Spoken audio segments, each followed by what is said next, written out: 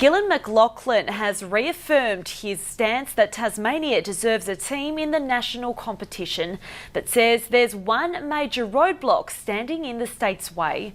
The AFL CEO was one of many high-profile guests at last night's celebration of Tasmanian football in Melbourne, an event designed for expats to relive the glory days of the game.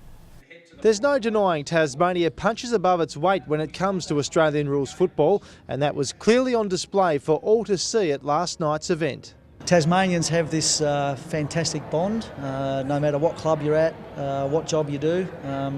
When we get together, we always have a lot of fun and celebrate the fact that we've all started our careers in Tassie. Some of Tasmanian football's greatest exports graced the stage, including the state's three current AFL coaches, Rodney Eade, Brendan Bolton and Chris Fagan.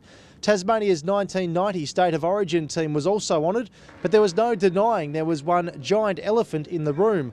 Why isn't Tasmania part of the national competition? We've seen some great developments in recent years with the Women's League and multicultural and Indigenous and academies, and I reckon there's just one thing they haven't quite got right yet, and that's Tassie having a team in the AFL. On his arrival last night, AFL CEO Gillon McLaughlin reaffirmed his position. A lot of people say the AFL doesn't respect Tasmania. What's your response to that?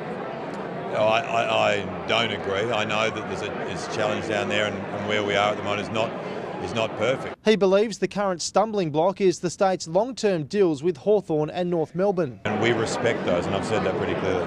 Just last week, Tasmanian-born St Kilda star Nick Riewoldt slammed the AFL's treatment of Tasmania in an online article. The argument that the North-South divide, or the economic argument, that they're no longer a considered argument. I think it's a bit insulting to continue to trot out that line. If we do want to call ourselves a truly national game, then we have to have a team in the heartland of AFL footy, and that is Tasmania. Media identity and passionate Tasmanian Tim Lane believes a relocated club isn't the answer. Tasmanian people have their affiliations to clubs now, and to try and transplant one into Tasmania, I think is exactly the wrong way to go about it, and it might be the way to make it fail.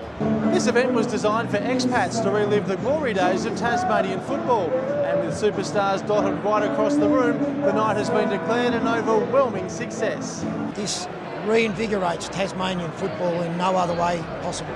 The function was organised by the newly formed Tasmanian Football Foundation in a bid to raise funds for grassroots football. I guess it was a worry when no one was drafted last year for me.